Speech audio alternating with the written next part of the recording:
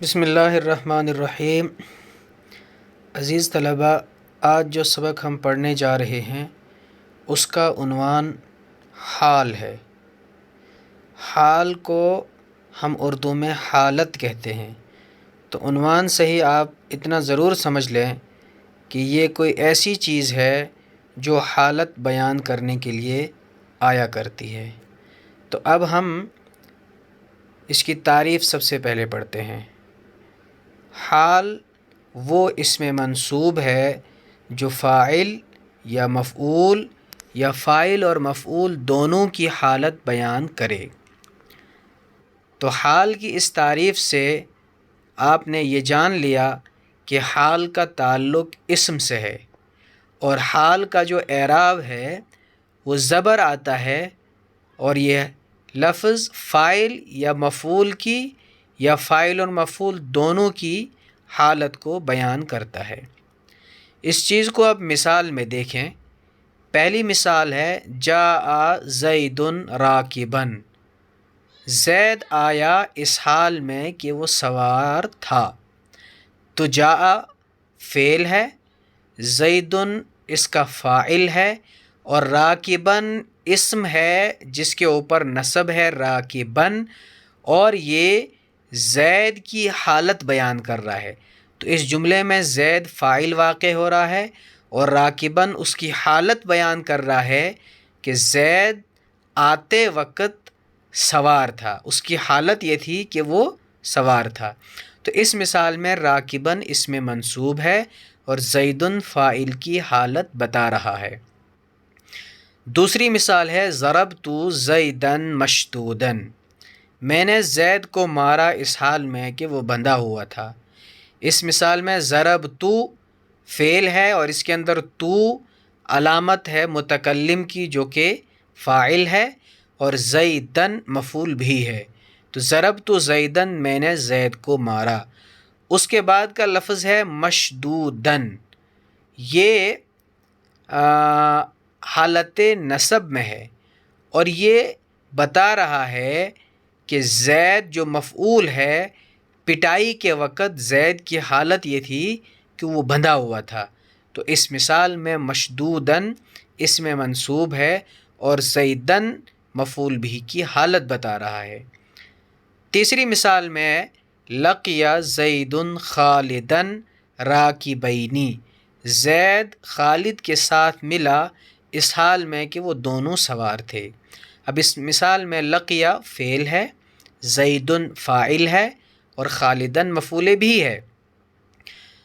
اور اس کے بعد راکبین، یہ تثنیہ کا صیغہ ہے، اور آپ کو پتہ ہے کہ تثنیہ کو حالت نصب میں یا اور نون کے ذریعے اعراب دیا جاتا ہے، اس لیے یہ راکبین ہے۔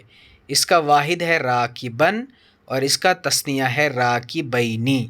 تو یہ راکبین حال ہے، اور یہ یا نون کے ذریعے سے منصوب ہے، اور یہ زید اور خالد دونوں کی حالت بتا رہا ہے کہ ملاقات کے وقت زید اور خالد دونوں کی حالت یہ تھی کہ وہ سوار تھے۔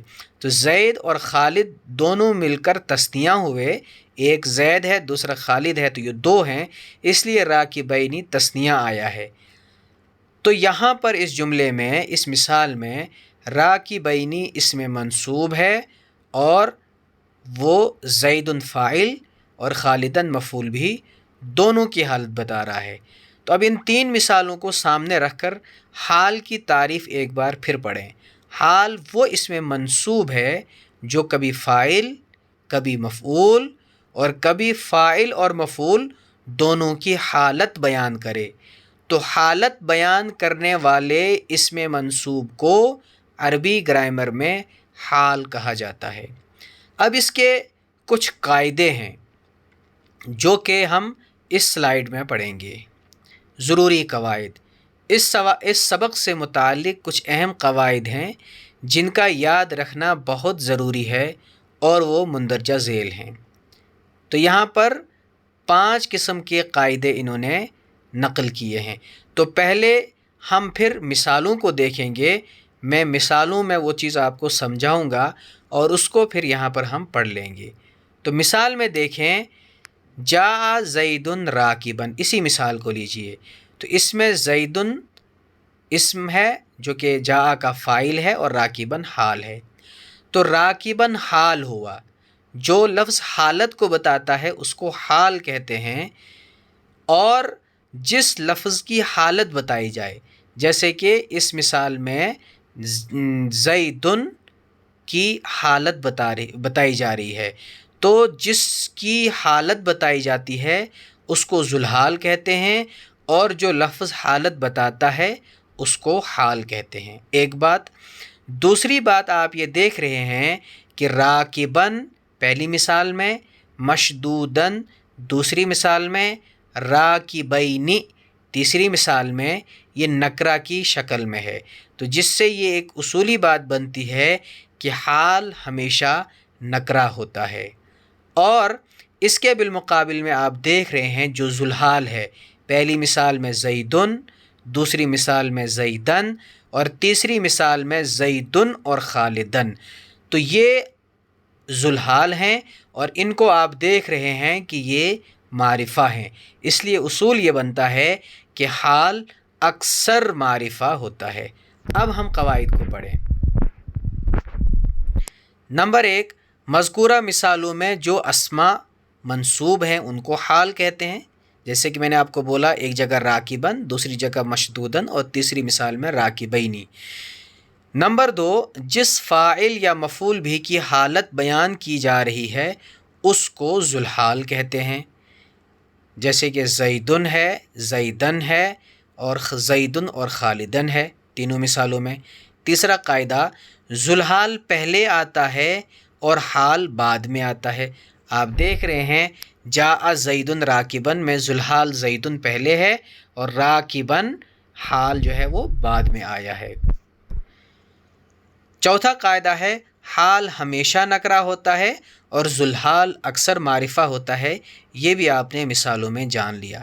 اور پانچواں قاعدہ ہے، اگر کبھی ذوالحال نکرہ آئے، یعنی جو مثالیں ہم نے پڑھی ان میں تو ذوالحال معرفہ ہے، لیکن اگر کبھی ذوالحال نکرہ آئے تو ایسی صورت میں حال پہلے آتا ہے اور ذوالحال بعد میں آتا ہے، یعنی جو ترتیب ہم نے پڑھی وہ بدل جاتی ہے۔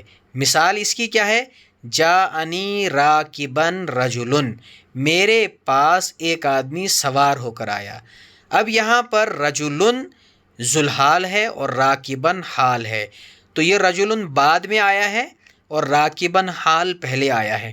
ذوالحال بعد میں اس لیے آیا کہ ذوالحال نکرہ ہے۔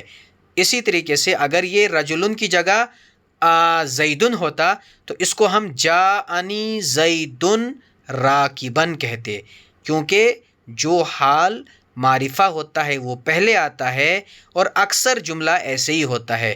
کبھی کبھی ذوالحال نکرہ آتا ہے، لیکن جب وہ نکرہ آئے گا تو وہ حال کے بعد آئے گا۔